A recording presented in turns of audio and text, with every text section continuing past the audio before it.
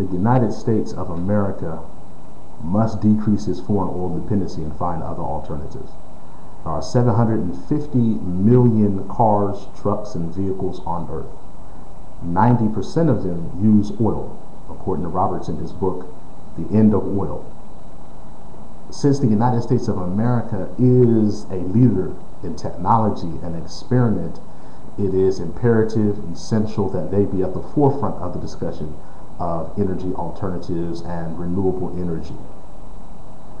Melvin Cronin, who was on the Council for Foreign Relations, said in 1982 that it is fundamental that the United States decrease their oil dependency,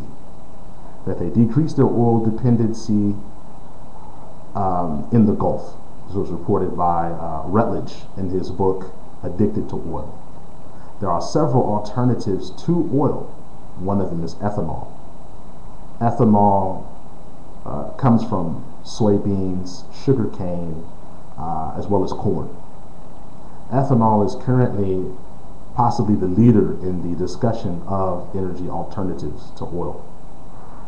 There are other alternatives such as solar power, but it has drawbacks. The drawback of solar power is the fact that the best solar panel only yields 30% return on the energy. Hydrogen is another alternative.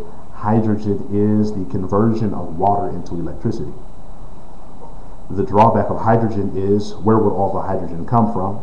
And the factories that are used to produce hydrogen are similar to coal mines in their effects upon the environment and things of that nature, according to Shaw in her book Crude, The Story of Oil.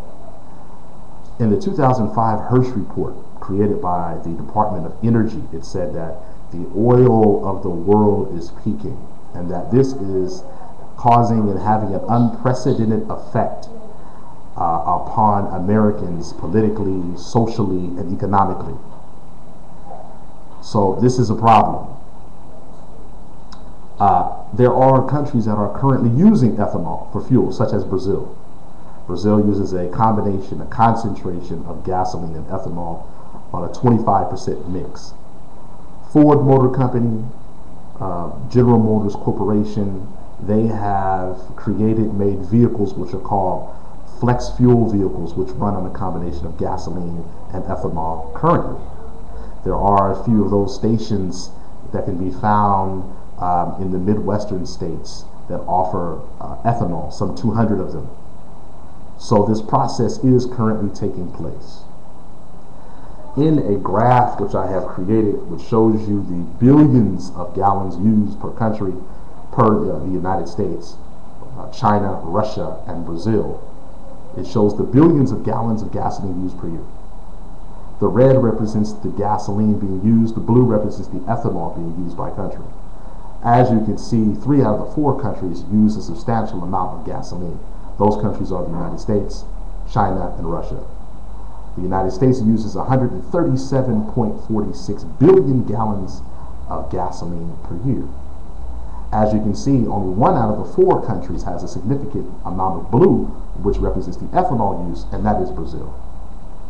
So if a country that is undeveloped, such as Brazil, can use ethanol for fuel, then why not the United States of America?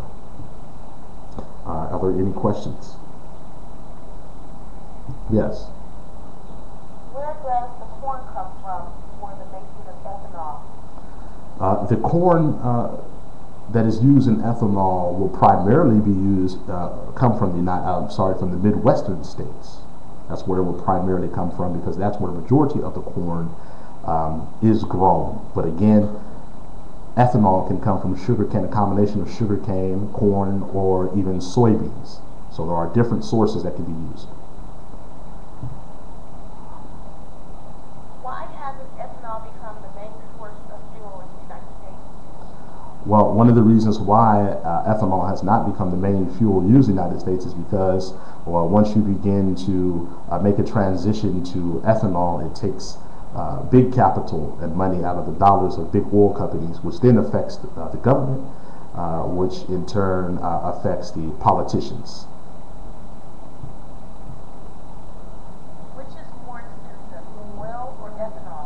Which one is more expensive between gasoline and ethanol? Well, in 2005, a wholesale gallon of gasoline was $2, and at the same time in 2005, a gallon of ethanol was $1.35. So as you can see, the potential for ethanol to be less expensive of gasoline is very apparent.